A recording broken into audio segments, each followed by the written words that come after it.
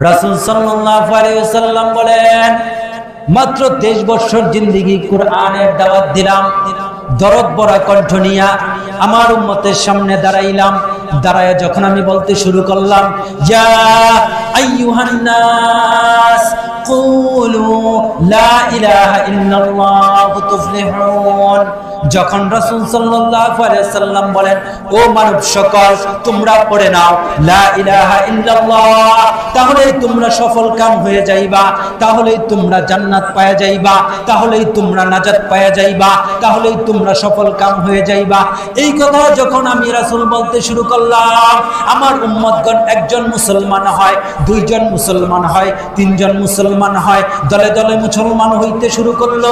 এইভাবে একদিন, দুই দিন, তিন দিন, চার দিন, 5 দিন, 23 বছর জিন্দেগি দিনের দাওয়াত দিলাম। 23 বছর জিন্দেগি দিনের দাওয়াত দেওয়ার পরে আমার 23 বছর জিন্দেগির ফসল হইল।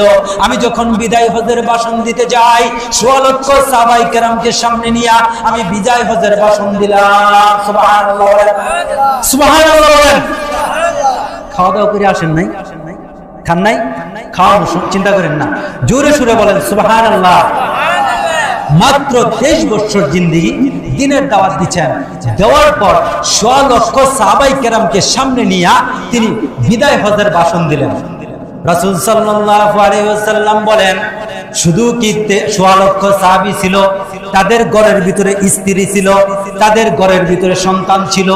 এত এত সাহাবায়ে কেরাম নিয়ে আমি বিদায় হজের ভাষণ দান করেছি।